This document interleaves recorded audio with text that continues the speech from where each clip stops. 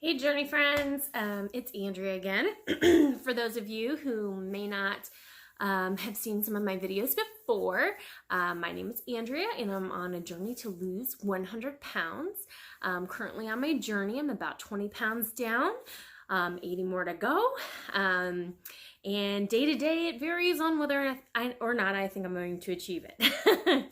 So that's kind of what I wanted to come on here tonight and talk to you guys about is when that fear creeps back in and how much this journey is not necessarily about moving your body or eating the right kinds of foods, but it's so much about mindset. I think that previously when I've tried losing weight, just having that different diets that you try and they get so restrictive, and I just remember that a lot of my mindset was so like fear-based, fear of I'm gonna eat the wrong things, I'm gonna eat at the wrong times, I'm gonna get hungry. The fear of being hungry I think was a big one, and that's still a big one that I feel that creeps back in every now and then.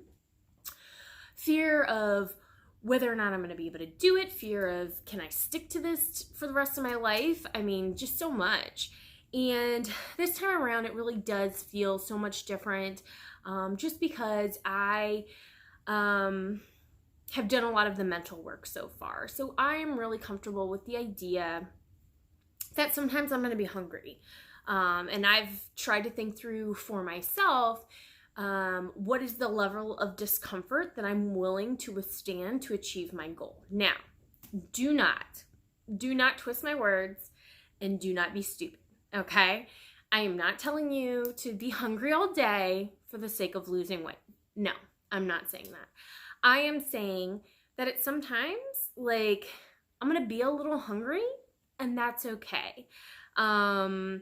But I am here to fuel my body, to respect my body, and to truly listen to my body for what it needs. So currently I am listening to Corinne Crabtree. She's what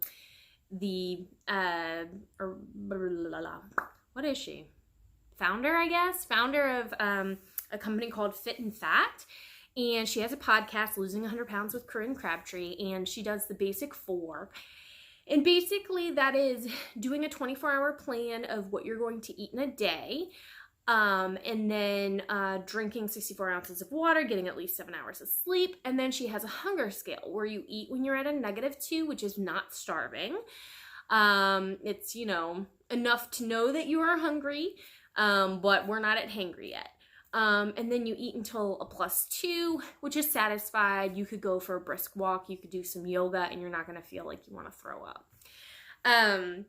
So those are kind of the things that I live by now. And it is really freeing just to know that I don't have to cross out anything on my list of, what I can eat. Basically, I'm going to live my life the way that I've been living my life.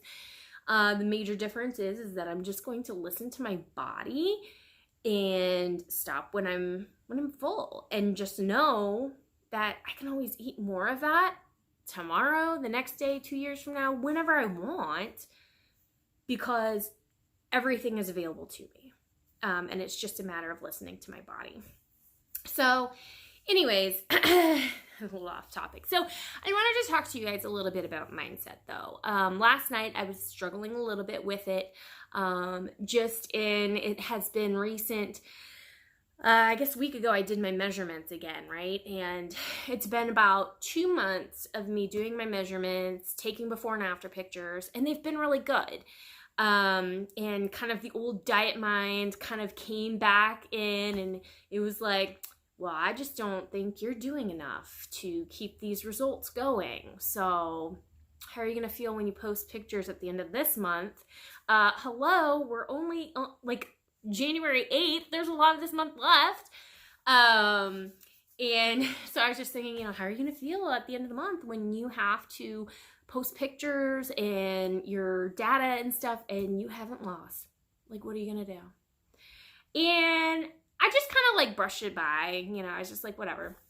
But then again, this morning, I just kind of felt like this like cloud kind of hanging over me and just kind of thinking that like, man, I've really signed up for the impossible here. So I really had to just stop myself, stop myself in the tracks. I had to remind myself that we're not thinking like this again. That was old Andrea. That was the old way we were thinking about things. We're not thinking about that in that way anymore. We're thinking about, how can I make this work? What are we going to do?